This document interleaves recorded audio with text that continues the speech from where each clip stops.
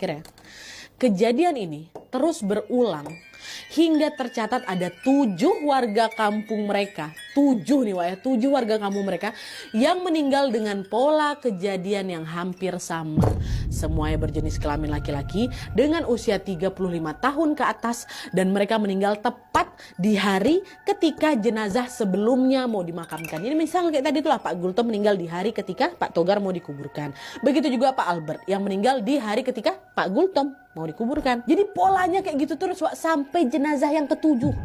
Apa nggak kaget semua ya? Dan yang lebih merinding Nat, kata si Sasa nih Wak, setelah diperhatikan lebih detail, ke-7 jenazah yang baru ini Wak sama-sama punya garis hitam macam bekas cekean yang melingkar di leher mereka.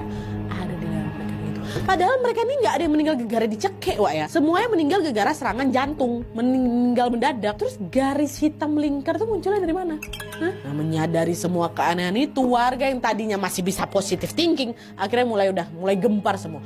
Udah 7 orang loh di kampung kita yang meninggal kayak gitu. Polanya sama. Gak mungkin kalau cuma kebetulan ini. Ini kematian mereka ini macam jadi rantai yang gak mau putus. Sebelum jenazah terakhir itu dikubur, pasti udah ada lagi jenazah baru. Ya kan? Sebenarnya apa nih di sini? Jangan-jangan kampung kita ini kena kutukan nggak? Siapa lagi habis ini yang meninggal? Kata warga kayak gitu. Nah, semua keanehan itu membuat warga pun jadi cemas Wak. Mereka takut. Gimana kalau nanti ternyata giliran mereka pula yang meninggal ya kan? Saking takutnya mereka sampai-sampai warga udah gak ada lagi yang berani keluar rumah di atas jam 7. Wah, langsung sepi ada di sana.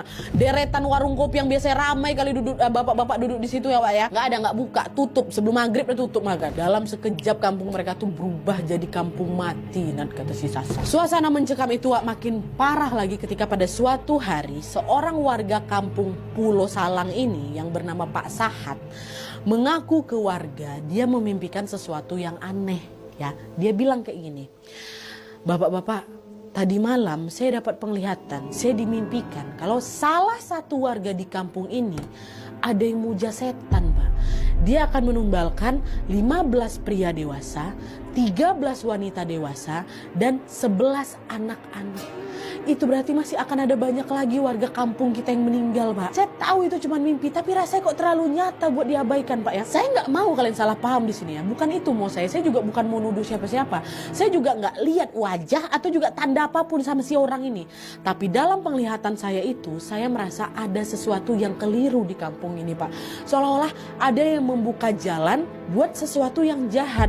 Dan kalau kita semua ini nggak hati-hati, akan ada lagi banyak korban Pak. Terus sambil menarik nafas panjang dan dia menatap satu persatu wajah warga di sana, Pak Sahat nambah lagi. Saya cuma minta kita semua lebih waspada.